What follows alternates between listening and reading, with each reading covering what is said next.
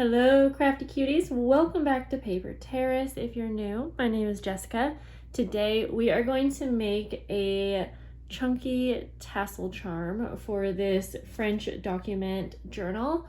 I will have a separate video doing a complete flip through if you want to see this. Today we're just working on the tassel charm, and I was looking at some of my old journals and found this journal. It was a Christmas one, and I had made this super chunky, fun dangle tassel. And so I wanted to make another one like this with lots of charms and bells and beads and just fun bits and pieces. And I love how this one sounds. So we are going to make one similar. The only difference, I'm probably going to make this one a little bit smaller because it is going to be on a paper clip and it is for a journal that is much smaller. So I'm going to set this aside so that we can get right into it, and let's get going. All right, there goes my dog. So I am going to be using this waxed linen thread. You can really use any kind of twine that you want, and I am going to cut off a bunch of pieces that are double the length that I want. And actually, I guess I'll grab this just so I can kind of measure. I want it to be not quite as long as the journal. So let's see. It's gonna hang over the edge a bit. I think I'll cut it right about there.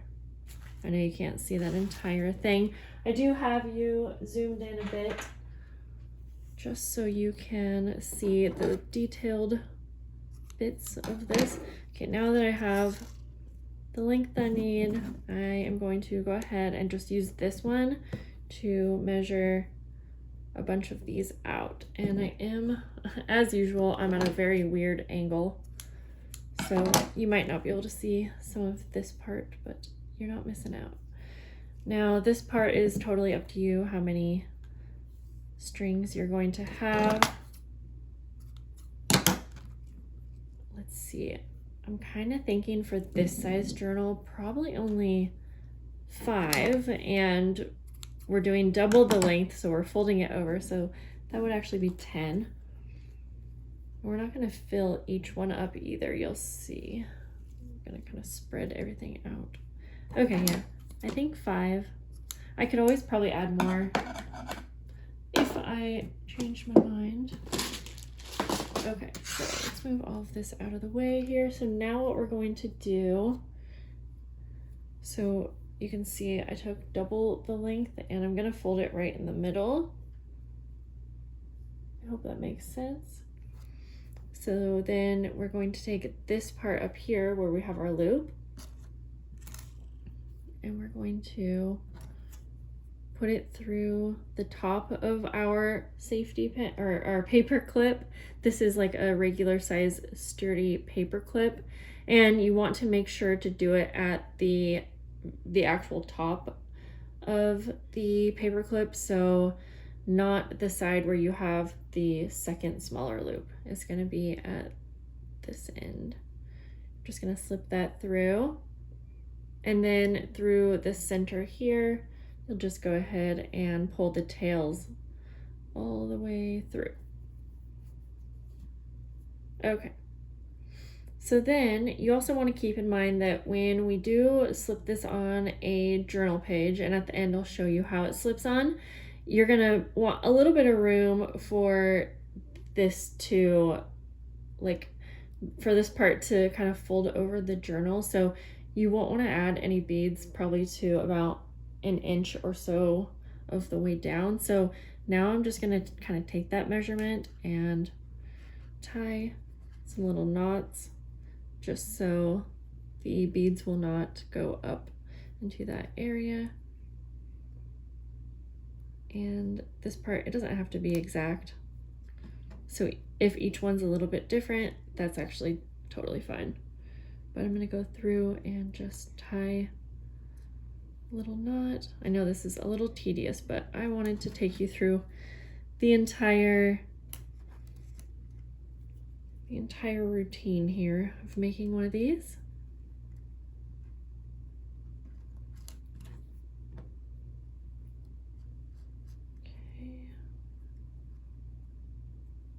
I have a variety of beads that I'm going to be using, and I don't actually have a ton. So this waxed linen thread, it's a little bit thicker than obviously like a thread. So you will be a little limited in what beads you can use depending on the thickness of your twine or thread. So keep that in mind if you are like buying new supplies for this. I'm just using what I have on hand, and I might not have a ton, but we're gonna make it work. But I do find it a little tricky sometimes if you're like shopping for beads. It's a little hard to always keep in mind what size you need the bead center to be, because you're usually just looking at the overall size of the bead. Okay, got the last one here. This is a little tricky because I am dealing with finger numbness from a herniated disc, so yeah. Okay, there we go. Now, okay, so now basically we're just gonna get started with one strand at a time, and we're gonna start placing beads, charms, really anything that you can think of to put on your charm, dangle bead charm, whatever you want to call it. I'm going to start off with some of these wooden beads, and oh, see, so even though this one's bigger than that little knot, it's fine. That's just kind of my marker, so I can keep in mind how far. So what I'm going to do is just go ahead and tie a knot around that one, just like that, and now it won't be able to go up any further. So really I'm just using that as more of a guide. And from here you can either just go ahead and put beads all in a row like this, or you can tie knots in between so there's spaces. It's really up to you, and I mostly just do a variety of that. And I want there to be a nice variety of sizes, shapes, and colors. I think that makes these so much fun. So you can see there's some spaces in between these, but that's fine. I'm gonna look for some bells. My little bead organizer here is not super organized actually, but let's see, and see some of these beads. So I'm going to show you a little trick. If you do have beads or bells that you want to place on your charm here, but the hole is too small, what you can do is, this is a bell here and the top's very little. So I'm going to take a bulb pin. I like the look of these on here, so depending what you like. And I'm going to go ahead and put one on here, and then you can either tie this on, or you could actually clip it on. That part's kind of up to you. So that's one way you can kind of go around using these smaller size beads or charms, whatever you have. Okay, I'm just gonna go on to the next one. I can always come back and like add more to this one. Let's see here. I kind of want to look for some actual charms. Okay, I have some little kind of vintage sewing. Very cute. And I am mixing, and I have glue all over my hands. I've been crafting all day. I am mixing gold and silver. That's not everyone's thing, but I don't mind, especially for a tassel. I think it gives these tassels a little bit more character to have a variety. I have to go through that one. Okay, sorry if I'm out of frame there for a minute. This is a little tricky doing it like so far from my face, but okay, there we go. Now we're gonna move on to the next. And let's see here. Ooh, another fun thing that you can add on are buttons. and I usually just like to have it go in one of the holes and then out one of the holes. And that seems to make it fit on here kind of the best, the easiest. Okay, so I'm just gonna bring that all the way up, and I'm actually not even gonna tie that one off. I'm just gonna keep it like that and then grab some more beads. This is a pretty pink one. So again, this is for a French document journal, and I really have a variety of colors on this one.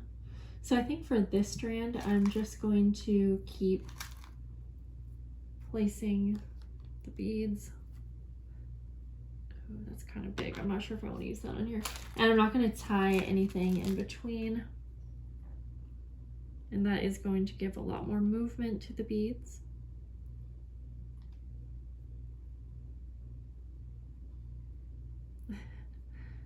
The bottom tends to get a little frayed, and you can go ahead and if you have a small enough needle, you could use that, but sometimes what I'll do is if it's getting frayed, just snip off the smallest amount at an angle. Just can't keep doing that because you're gonna lose some of your length. Okay, and oh my goodness. Okay, so then just gonna keep looking. I could have probably planned this out a little different and had all of the beads picked out, but what fun would that be? This is fun. This is a little flower. Let's see if we can get this to go through there. Okay, so I think for this one, I'm just gonna leave this. I might come back and tie that one off because I don't want them all to be the same, like length, I guess. Okay. I think for this one, I'm gonna tie this one off more in the center. Again, it's nice to have a variety where the beads are laying.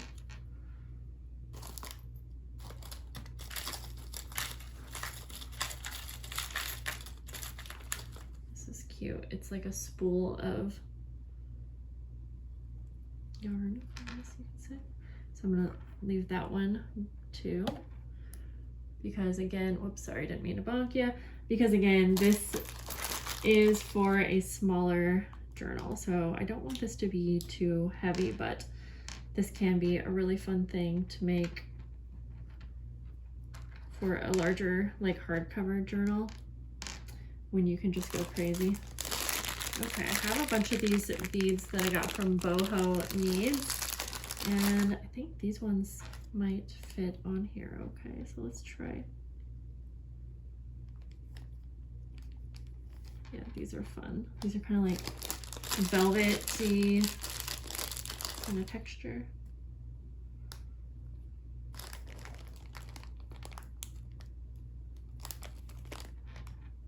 Super fun. I think I got these around Christmas time.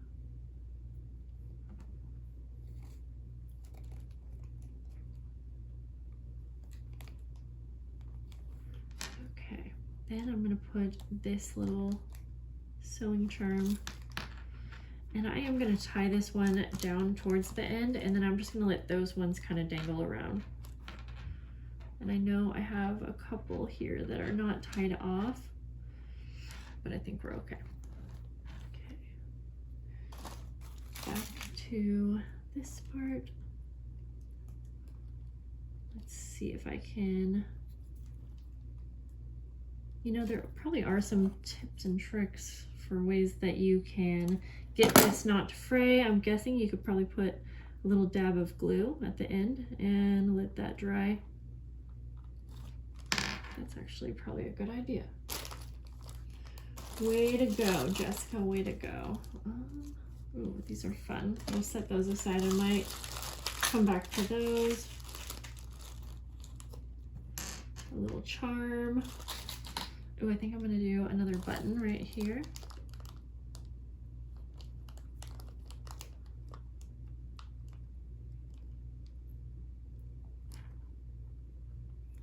And then this one I'm gonna tie off. And I can always come back through and add bulb pins onto like wherever it looks like there's maybe a sparse area. But I also really don't think you're gonna deal with too much sparse area. Okay, I'm gonna use this big bell here on this next one. I think I'll be able to get, yep, this through here. And then maybe some smaller beads down at the bottom. No, I don't think those ones will work. But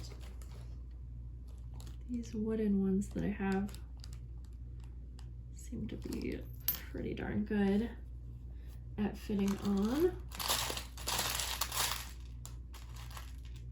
Okay.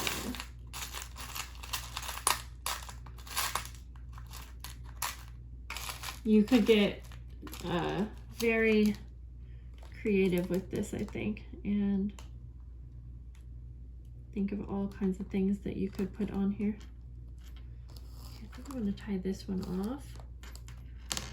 Let me see, we have this one, and I'm going to put a smaller bead at the bottom of this one that has the spool, because I'm going to tie that off and let the spool kind of float around.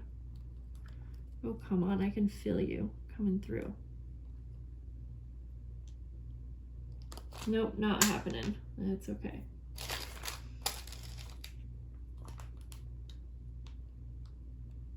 There we go. And I'm gonna tie this one off now. Let's see, this one needs to be tied off, and I'm going to tie it off down towards the bottom. And then I'm going to pick this up. I have like 4 more strands, but I just want to see what we're working with. Yeah, this is looking really cool. Whoops, did I just make something go flying? I think I did. Yep, a little charm. Okay, so we're going to decorate 3 more, I think. And let's see.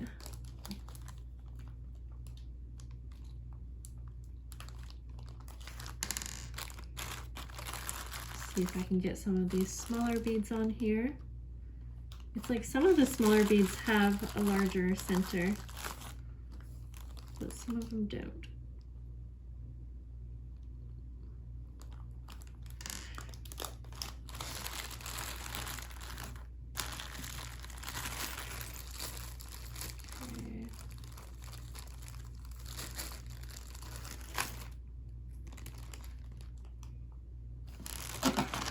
Just cut at an angle again here.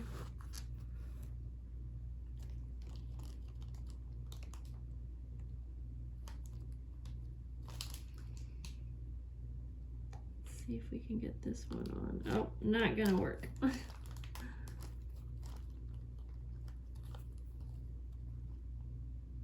This one is like really frayed, so I'm not even going to fight it.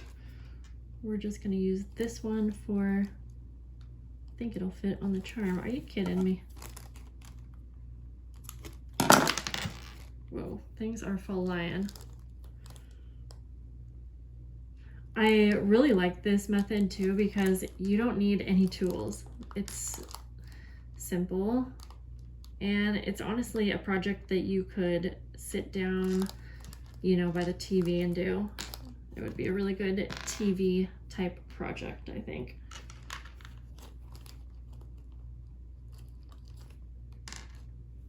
Look over here and see what I have. This key might be cute at the bottom. I have some Dollar Tree beads also, which sometimes they're a little bit kind of like kid-like. Not always the best for all projects, but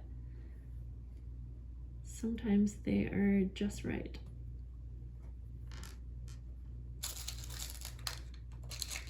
So I'm gonna use some of these iridescent beads. These are really pretty. And like that.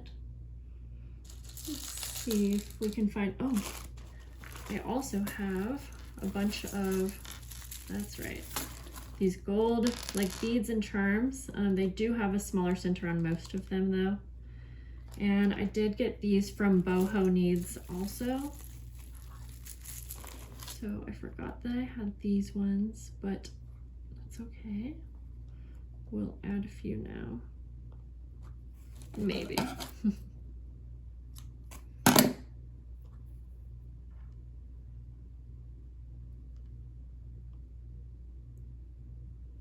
Yeah, maybe not. Okay, but I could loop this one around the big center of this charm. I think that will look kind of cool hanging down. We will just tie that one off like so. You can always double knot it. Well, I will actually, just to be safe. The thing I really like about this method too is that it's going to be really easy to remove, so that when you're journaling you can just take it off, because that is one thing that I always keep in mind if I'm adding a tassel or charms, is I like having it removable so that your book can lay flat. So, okay, I think I want to add another button. No. We'll add this purple one and maybe an extra bell.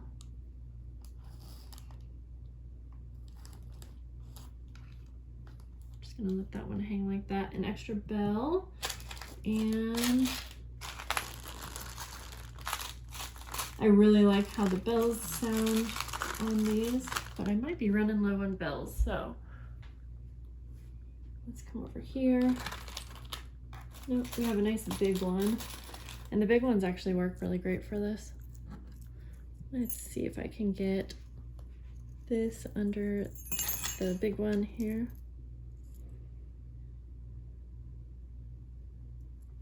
Yes, I can. And then instead of tying that one off, I'm going to tie it off with the last charm, hopefully.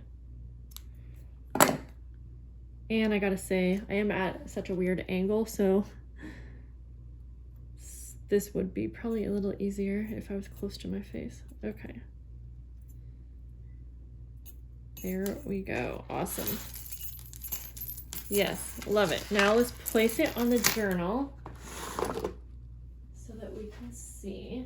And basically, so I don't want to, I have this all wrapped up nicely, so I don't really want to unwrap it. So I'm just going to show you. Basically, you can put it on any page, but I'm just going to put it on the front page just to demonstrate.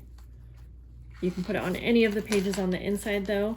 You just slip it on the top like this, and that lays perfectly.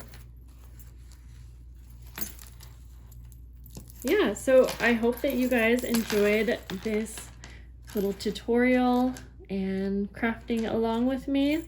That was super fun, and I think that you guys will love making some yourself. So let me know some of your favorite things that you like to put on tassels or dangles. Would love to hear it.